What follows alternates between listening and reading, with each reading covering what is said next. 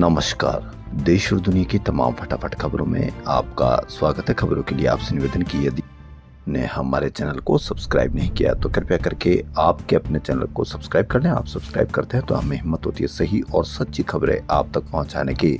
तो हम पूरी कोशिश करेंगे कि आपको वो खबरें दिखाएं जो मीडिया पर आपको दिखाई नहीं देगी, या दिखाई भी देगी तो एक नेगेटिविटी के रूप में, या उस खबरों को इस तरह से दबाया जाएगा कि आपको पता ही नहीं चलेगा कि इससे आप पर क्या फर्क पड़ेगा। तो क्या है आज की वो बड़ी खबर? कांग्रेस सांसद राहुल गांधी को इलाहाबाद हाई कोर्ट से बड़ी राहत मिली है। आपको कहीं पर भी इसकी कोई खबर नहीं होगी। उनके खिलाफ एफआईआर के आदेश की मांग वाली याचिका हाई कोर्ट के सिंगल बेंच ने खारिज कर दी है। यह याचिका 15 जनवरी 2025 को राहुल के बयान भारतीय राज्य के खिलाफ लड़ाई पर एफआईआर दर्ज करने के आदेश दिए जाने की मांग को लेकर दाखिल की गई थी, जिस पर हाईकोर्ट ने 8 अप्रैल को सुनवाई के बाद फैसला सुरक्षित रखा था। यह विवाद 15 जनवरी 2025 को राहुल गांधी द्वारा दिए गए एक भाषण से शुरू हुआ था। उन्होंने बयान दिल्ली में कांग्रेस के नए मुख्यालय इंदिरा भवन के उद्घाटन के दौरान दिया गया था।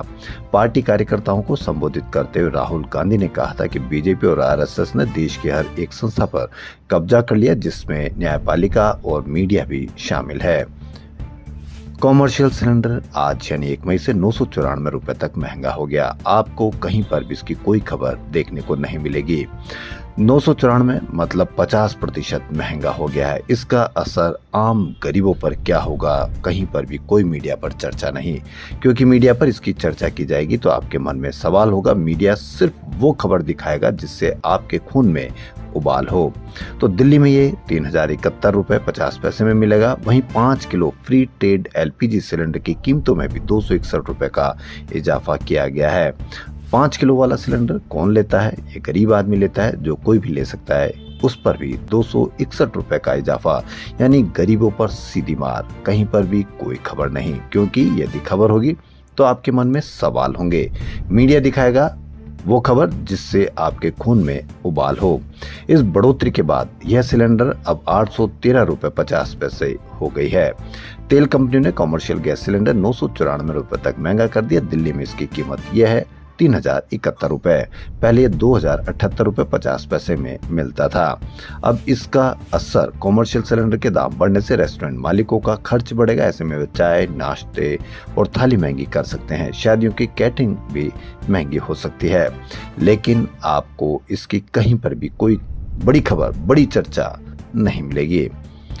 कोलकाता में ईवीएम स्ट्रांग रूम के बाहर टीएमसी और भाजपा कार्यकर्ताओं के धरना और प्रदर्शन के बाद सिक्योरिटी सख्त कर दी गई। पुलिस कोलकाता के 7 स्ट्रांग रूम के 200 मीटर के दायरे में 5 या उससे ज्यादा लोगों के इकट्ठा होने पर रोक लगा दी है और सीएपीएफ की करीब 700 कंपनियां तैनात की गई है। दरअसल टीएमसी ने गुरुवार रात चुनाव अधिकारियों पर बिना सूचना दिए ईवीएम स्ट्रांग रूम खोलने, ईवीएम से छेड़छाड़ और वहां संदिग्ध लोग मौजूद होने के आरोप लगाए थे। आपको कहीं पर भी इसकी कोई बड़ी चर्चा देखने को नहीं मिलेगी। पंजाब विधानसभा में आज आम आदमी पार्टी सरकार ने फ्लोर टेस्ट पास कर लिया। 94 में से 88 विधायकों ने सरकार के पक्ष में वोट दिया।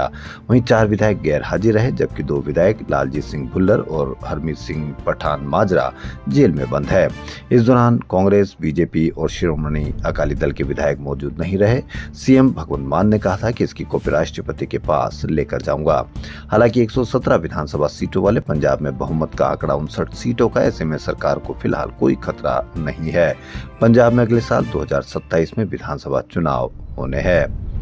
अमेरिका पहली बार ईरान के खिलाफ हाइपरसोनिक मिसाइलों का इस्तेमाल कर सकता है। अमेरिका की सेंट्रल कमांड के कमांडर ने राष्ट्रपति ट्रंप को ईरान के खिलाफ संभावित हमला करने के विकल्पों की जानकारी दी है। फॉक्स न्यूज के अनुसार एडमिरल ब्रैड कूपर ने व्हाइट हाउस के सिचुएशन रूम में ट्रंप के साथ बैठक में विकल्प पेश किए। इसमें बताया गया कि अगर ट्रंप दोबारा हमले का फैसला लेते हैं तो एक छोटा लेकिन बहुत ताकतवर हमला किया जा सकता है। रिपोर्ट के अनुसार इस हमले में ईरान की बची हुई सैन्य ताकत, उसके नेता और अहम ढांचे को निशाना बनाया जा सकता है। मणिपुर के ट्रोंग लाओबी गांव में 7 अप्रैल को बम धमाके में 5 साल के बच्चे और उसकी 6 महीने की बहन की मौत हो गई थी। कहीं पर भी कोई बड़ी खबर नहीं, कहीं पर भी कोई बड़ी चर्चा नहीं। तो भाई बहनों का शव 24 दिन बाद भी इम्फाल के regional institute of medical sciences के मुर्दाघर में रखे हुए हैं। क्या आपने ईमानदारी से बताई कि क्या इसकी कहीं पर भी कोई खबर देखी? नहीं देखी होगी। खबर किसकी दिखाई जा रही है, यह आप भलीभांति समझते हैं। इस हमले का आरोप संदिग्ध उग्रवादियों पर लगाए गए इन मासूम मौतों ने मणिपुर हिंसा के दर्द को कई गुना बढ़ा दिया। गुरुवार को बच्चों के घर ट्रोंगलाव भी गांव पहुंचे तो खुले खेतों के पास घर में घुसते ही दीवार और आसपास मौजूद टीन की चादरों पर बम के छर्रों से हुए छेद आपको दहला देंगे।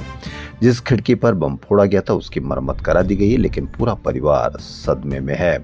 सरकार 10-10 लाख रुपए देकर बच्चों का अंतिम संस्कार करने को कह रही है, लेकिन हमें पैसा नहीं चाहिए, हमें हथियारे चाहिए, यह कहना है उस परिवार का। आईपीएल 2026 का 43वां मैच राजस्थान रॉयल्स और दिल्ली कैपिटल्स के बीच खेला जाएगा। मुकाबला जयपुर के सवाई मानसिंह स्टेडियम जयपुर में आज शाम 7:30 बजे से होगा। दोनों टीमों के बीच ये इस सीजन की पहली टक्कर होगी। राजस्थान के वैभव सूर्यवंशी T20 में सबसे तेज 100 सिक्स के करीब हैं।